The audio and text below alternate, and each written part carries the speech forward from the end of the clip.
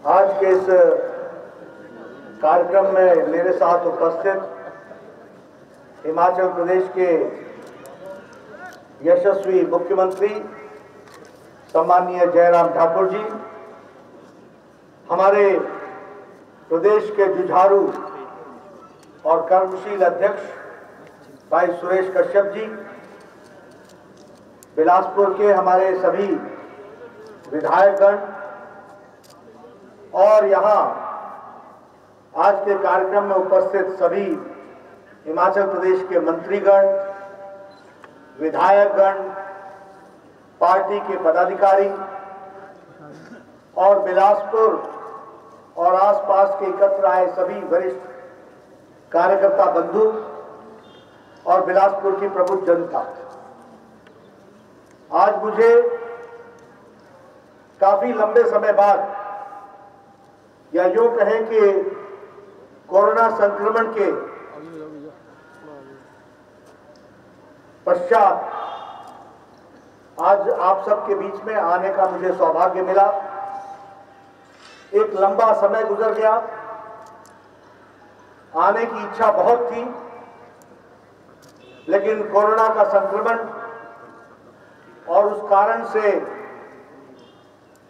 जो प्रोटोकॉल्स होते हैं हेल्थ के, उसको निभाते हुए मैं आने में असमर्थ था। लेकिन आज मुझे आप सबके बीच में आने का सौभाग्य मिला।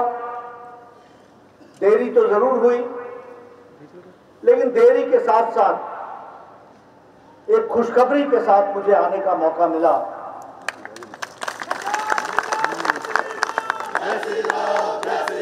और आप सब लोगों ने जिस गर्मजोशी के साथ मेरा स्वागत किया और दोनों चीजों का ध्यान रखा, भावनाओं का भी और स्वास्थ्य के प्रोटोकॉल का भी। और मेरे बारे में तो बड़ा स्पष्ट शुरू से मुझे कहते थे कि जप्फी लगाता है। अब आज भी इच्छा थी, लेकिन प्रोटोकॉल, कोरोना का संक्रमण, ऐसी परिस्थितियों में आप सब लोगों ने जिस भावना के साथ मेरा स्वागत किया है, उसके लिए मैं आप सबको कोटि कोटि धन्यवाद देता हूं, आपका अभिनंदन करता हूं। मित्रों, मुझे जिस जिम्मेवारी पर काम करने का सौभाग्य मिला है, ये सब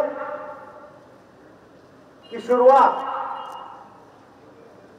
उसका तप, उसका प्रेम, उसका सहयोग, ये आप लोगों के साथ जुड़ा हुआ है। क्योंकि यहां मैं जब देख रहा था तो कोई ऐसा व्यक्ति नहीं है जिसके साथ किसी पहाड़ी पर मुझे चलने का मौका ना मिला हो, जिसके साथ मुझे धूप में पसीना बहाने का मौका ना मिला हो। आप नारा लगा रहे थे, आप आगे बढ़ो, हम तुम्हारे साथ हैं।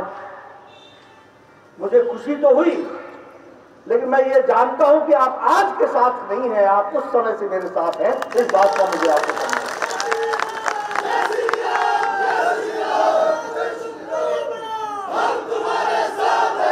मुझे याद है जब मैं इस विचारधारा को लेकर के बिलासपुर के कॉलेज में आया करता था तो लोग बोलते थे, नड्डा कौन सी पार्टी है, क्या है, तुम अच्छे हो, कोई ऐसी पार्टी चुनो जो सत्ता में आए। तो उस समय मैं कहा करता था कि मैं सत्ता पर आने के लिए नहीं आया हूं, मैं मां भारती की सेवा के लिए विचारधारा से जुड़ करके आया हूं, ये मैं कहा करता था। और उस समय भी मेरे साथ मेरे नौजवान साथी खड़े होते थे, बोलते थे, नड्डा जी आप आगे बढ़ो, हम तुम्हारे साथ हैं। इसलिए मुझे उस गूंज की याद है जिसकी ध्वनि आज भी सुनाई देती है मेरे कानों में। इसलिए जब आप नारा लगा रहे थे तो मुझे अतीत याद आ गया। और मैं ये कह सकता हूं कि आप सब लोगों ने इस विचारधारा को यशस्वी बनाते हुए नहीं सिर्फ हिमाचल प्रदेश में बल्कि देश के कोने कोने में कमल को खिलाया है, कमल का परचम खिलाया है। इसके लिए भी आप सबको मैं बधाई देना चाहता हूं। मित्रों, जहां तक बिहार का चुनाव का सवाल है, यह सिर्फ बिहार का चुनाव नहीं है, यह चुनाव लद्दाख के ऑटोनॉमस हिल डेवलपमेंट काउंसिल का भी चुनाव है,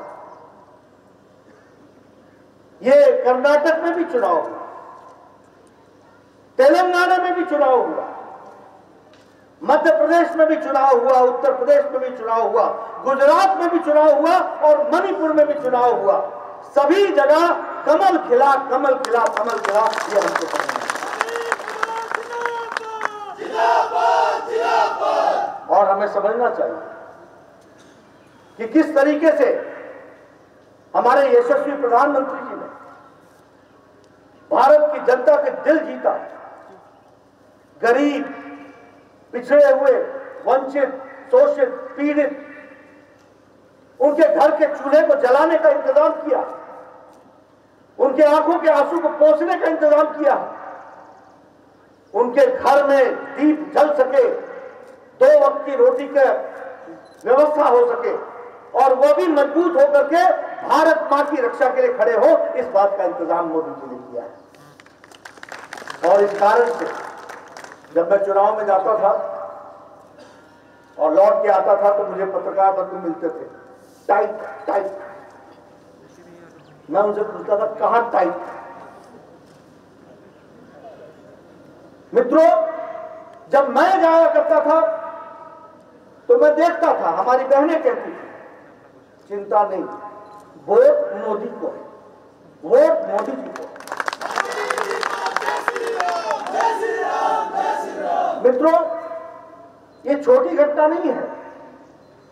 ठीक है, मैं दिल्ली में बैठा हूं, ज्यादा समझ पाता हूं, देख पाता हूं, लेकिन भारत की एक एक जनता समझती है। आज अमेरिका के चुनाव में, राष्ट्रपति के चुनाव में कोरोना के मैनेजमेंट का एक बहुत बड़ा प्रश्न खड़ा हो गया।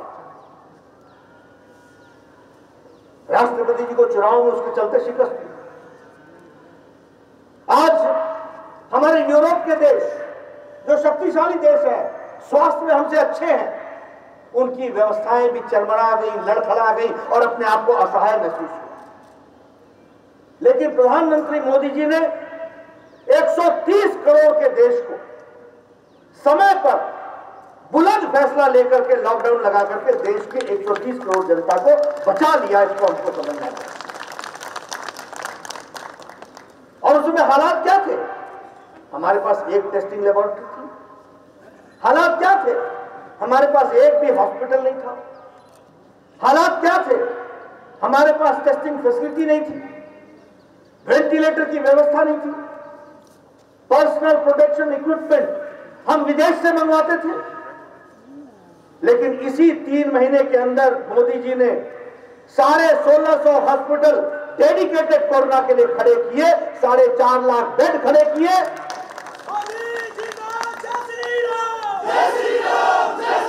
और 1650 टेस्टिंग फैसिलिटी खड़ी की। उस दिन हम 1500 टेस्टिंग करते थे प्रतिदिन। आज प्रतिदिन 15 लाख टेस्टिंग करने की कैपेसिटी खड़ी हुई है आपके बनाने। 4.5 lakh personal protection equipment Bharat प्रतिदिन बना रहा है, प्रतिदिन। और अब भारत दुनिया को पर्सनल प्रोटेक्शन इक्विपमेंट दे रहा है। ये मोदी जी ने आत्मनिर्भर भारत से किया है। ये हमको समझना है। इसलिए मित्रों, चाहे कोविड का मैनेजमेंट हो, 150 देशों को पैरासीटामोल की गोलियां खिलाई है मोदी जी, 150 देशों HCQ की गोलियां खिलाई। इसलिए भारत की चिंता नहीं की, दुनिया की चिंता थी। और इसलिए हम ये कह सकते हैं, अब हम गरीब कल्याण पैकेज की बात करें, 1,70,000 करोड़, 80 करोड़ बहनों के घर में 2 वक्त की रोटी का इंतजाम करना, यानी 5 किलो चावल, 5 किलो गेहूं, 1 किलो दाल हर व्यक्ति के लिए, और ये दिवाली से छठ तक का इंतजाम करना, ये मोदी जी ने करके दिया है, भारत को मजबूत बनाया। 20 करोड़ बहनों के खाते में 500-500 रुपए पहुंचा देना। यही आज से 20 साल पहले एक प्रधानमंत्री कहते थे कि हम 1 रुपया भेजते हैं तो 15 पैसे पहुंचते हैं, बाकी 85 रास्ते में खत्म हो जाती है। उसी जगह पर मोदी जी ने, जब उन्होंने कहा खाते खुलवाओ। तो लोग मजाक करते थे, क्या मोदी जी लाल किले के प्राचीर से बोल रहे हैं, खाते खुलवाने की बात कर रहे हैं, ये प्रधानमंत्री बोलता है। और कोरोना के संक्रमण में न पोस्ट ऑफिस, न पोस्टमैन, न मनी ऑर्डर, सीधे 20 करोड़ के बहनों के खाते में 500-500 रुपए पहुंचा दिए। ये बदलता भारत। उसी तरीके से अगर हम आत्मनिर्भर भारत देखें, आत्मनिर्भर भारत के लिए 20 लाख करोड़ का पैकेज। मैं यहां भी निवेदन करूंगा, आप सब लोग फार्मर्स प्रोड्यूसर्स ऑर्गेनाइजेशन बनाइए। 1 लाख करोड़ रुपए मोदी जी का मिलेगा। तय आप करेंगे कि खर्च कैसे करना है। पैसा मोदी जी भेजेंगे, यहां हमारे किसान उसको खर्च करेंगे। इस बात को ध्यान रखें। आप तय करो कि आपने कहां बनाना है अनाज का स्टोरेज। आप तय करो कहां बनाना है कोल्ड स्टोरेज। आप तय करो कौन सी सड़क बनानी है ताकि मंडी तक हमारा सामान पहुंच सके। आप तय करो कि कौन सी इंडस्ट्री लगानी है जिसके कारण हमारा मक्का का वैल्यू एडिशन हो सके और हम लोग अपने मक्की को यहीं से उसका वैल्यू एडिशन करके उसको आगे बेचने का काम करें। इस बात को हमको तय करना पड़ेगा। नए रास्ते, नए तरीके। हमारे सेब के बागीचे वाले, वो सिर्फ सेब ही क्यों बेचे? वो सेब का एंड प्रोडक्ट क्यों ना बेचे? और उस एंड प्रोडक्ट को बेचने के लिए मोदी जी का आर्थिक मदद लेकर के हम यहां क्यों ना फैक्ट्री लगाएं? इस बात की हमको चिंता करना है। इसलिए मैं निवेदन करना चाहता हूं, ये बदलता भारत है, आत्मनिर्भर भारत की ओर जा रहा है। लोकल फॉर वोकल, चंबा का रुमाल, हमारे कुल्लू की शॉल, हमारे कुल्लू की टोपी जो अब अंतर्राष्ट्रीय हो गई। देखिए, आप समझिए, मोदी जी अगर ट्रंप को गिफ्ट देते हैं तो वो कुल्लू की टोपी देते हैं, हिमाचल की टोपी देते हैं। ये आपको समझना है। इसलिए मित्रों, मोदी जी के नेतृत्व में देश बहुत बदला है। मैं आप लोगों के साथ, आपके साथ शामिल होकर के उनको धन्यवाद देता हूं, जो दिन रात मेहनत करते हुए ये नतीजे ऐसे ही नहीं आए हैं। ये नतीजे इसलिए नहीं आए हैं, ये इसलिए आए हैं क्योंकि उन्होंने जिस तरीके से देश को चलाया है और गरीब, वंचित, पीड़ित, शोषित, किसान, युवा, इन सब की चिंता की है, उसका ये नतीजा है। महिला शक्ति को जागृत किया, उसकी ये ताकत है कि उसके कारण आज चाहे चुनाव मणिपुर में हो, चाहे चुनाव लद्दाख में हो, चाहे चुनाव केरल में हो, चाहे कर्नाटक में हो, चाहे मध्य प्रदेश में हो, चाहे हमारे उत्तर प्रदेश में हो, सब जगह कमल ही कमल खिलता है। इसको हमको समझना है। मैं आपकी तरफ से और भारतीय जनता पार्टी की तरफ से और अपनी तरफ से आदरणीय प्रधानमंत्री जी को तहे दिल से धन्यवाद देना चाहता हूं, जो उन्होंने मेरा हौसला अफजाई की है।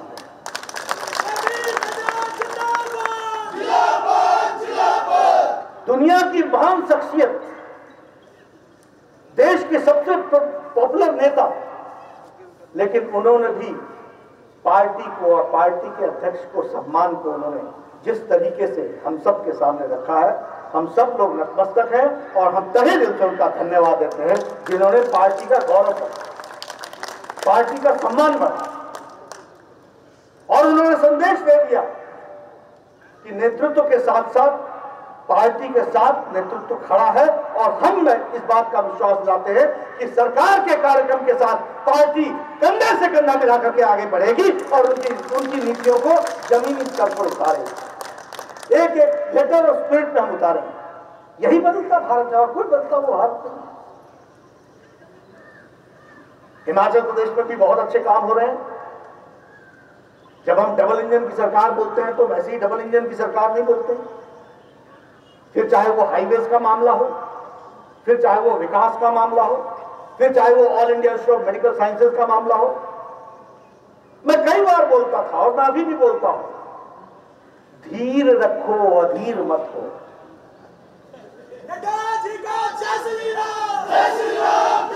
आप लोगों ने जोश में आके मुझे भी बहुत बार अधीर करने की कोशिश की। आपकी हंसी बता रही है कि मैं सही बोल रहा हूं, लेकिन मैंने कहा धीर करो, धैर्य। हम समाज की सेवा के लिए आए, हम देश की सेवा के लिए आए, हम मां भारती की सेवा के लिए आए, हम अपने लिए नहीं आए। हमने गरीब, वंचित, पीड़ित, शोषित इनको मुख्य धारा में शामिल करने के लिए आए हैं, महिलाओं को सशक्तिकरण के लिए आए हैं। और मित्रों, हम सब बड़े भाग्यशाली हैं कि हिमाचल में पैदा हुए। मैं बिहार के चुनाव में था, आपको मालूम है 1,36,00,000 इज्जत घर बनाया है मोदी जी ने। 1,36,00,000 यानी 1,36,00,000 बहनें अपने दैनिक क्रिया के लिए या तो सूर्यास्त का इंतजार करती थी या सूर्योदय से पहले जाती थी। क्या सशक्तिकरण किया, कितनी ताकत दी हो। वो इज्जत घर नहीं है, वो बहनों का इज्जत है और बहनों की इज्जत को संभालने का काम उन्होंने।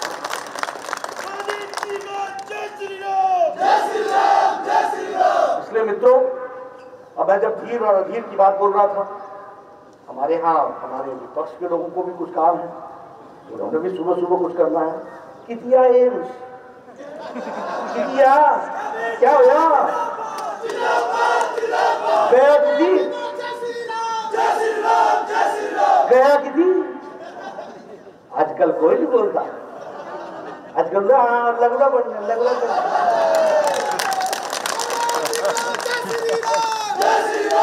मित्रों, यही नहीं है, आपको मदर एंड चाइल्ड हॉस्पिटल यहां पर दिया, गुमारवी में मदर एंड चाइल्ड हॉस्पिटल दिया, सुंदरनगर में हमने मदर एंड चाइल्ड हॉस्पिटल दिया, और हमने नहीं दिया, मोदी जी ने दिया। कैंसर सेंटर दिया मंडी में, शिमला में सुपर स्पेशलिटी ब्लॉक दिया, शिमला में चबयानू में बन रहा है, चबयान वहां वो बन रहा है। उन्ना पीजीआई सैटेलाइट सेंटर, और ये सब कैसे हुआ है? इसलिए मित्रों, ये डबल इंजन की सरकार का नतीजा होता है। ये मोदी जी का आशीर्वाद रहा जिस कारण से ये सब कुछ आया है, और वो धरती पर इंप्लीमेंट हो रहा है जयराम ठाकुर जी के नेतृत्व। और मैं कई बार बोलता हूं सब लोगों को, देखो लक्ष्मी और दुर्गा वही टिकती है जिसमें टिकाव रखने की शक्ति है। दुर्गा से मेरा अर्थ सत्ता का, ताकत का, और लक्ष्मी से मेरा अर्थ ये जो आपके ऊपर पुष्प वर्षा हो रही है लक्ष्मी की, ये भी दे दो जी, वो भी दे दो जी। मैं बोलता हूँ चल 10 करोड़ ना, कम नहीं चढ़ना, बड़ा प्रोजेक्ट, बड़ा प्रोजेक्ट। ये बड़ा प्रोजेक्ट कहां से आता है? ये जब लक्ष्मी और दुर्गा का मिलन होता है तब होता है, और उसको संभाल के रखना किसकी जिम्मेवारी है? हमारी जिम्मेवारी, हमें उसको संभाल के रखना चाहिए। और ये वही टिकती है जहां इस सत्ता का इज्जत हो। और इसीलिए हम आपसे निवेदन करने आए, पार्टी को मजबूत बनाइए। ये पार्टी ऐसी पार्टी है जिसमें ईमानदारी से काम करने वाले को कभी नीचा नहीं देखना पड़ता। वो हमेशा पार्टी के कार्यकर्ता के रूप में आगे बढ़ता ही जाएगा, इस बात को उनको ध्यान दें। और इसीलिए मैं सबसे निवेदन करूंगा पूरी ताकत के साथ। मैं आज अपनी भावनाओं को रोक के बैठा हूं, क्योंकि अगर मैं भावनाएं खोल दूं तो शायद मेरी जवान रुक जाएगी।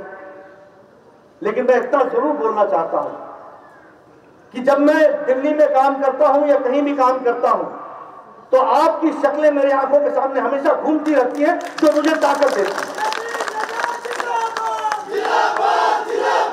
जो मुझे ताकत देती, जो मुझे शक्ति देती और सेवा करने के लिए हमेशा तत्पर है।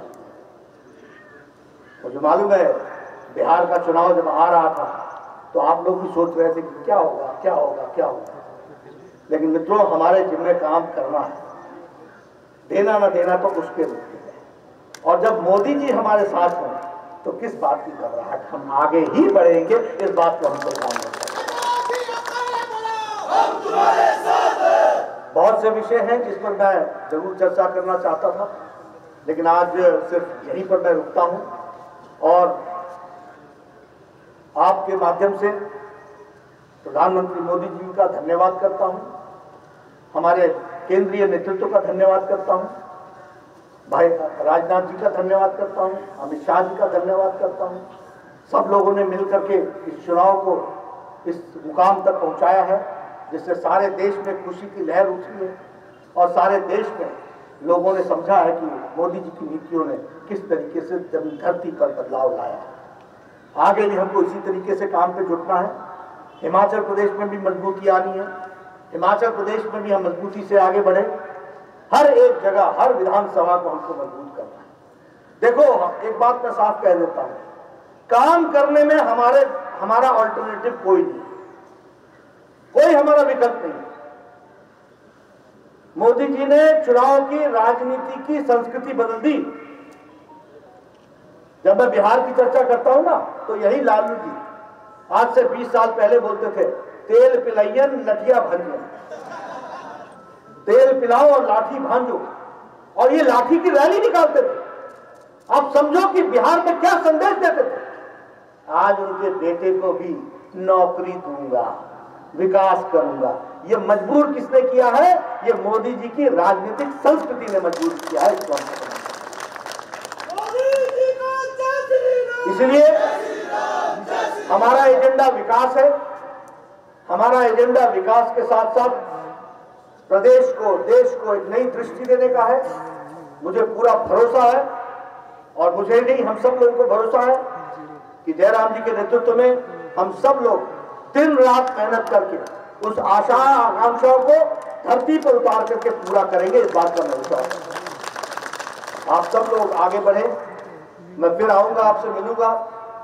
मैं पहले एक दिन के लिए आया था, कल मुझे एक दिन की अर्न लीव मिली है, तो एक एक्स्ट्रा लीव मिली है, तो मैं कल यहीं हूँ, परसों वापस जाऊंगा। तो आप सब लोगों से व्यक्तिगत रूप से भी मिलने का मौका मिलेगा। आपने मेरी बात सुनी, आपका बहुत बहुत धन्यवाद। जय भारत, जय हिमाचल।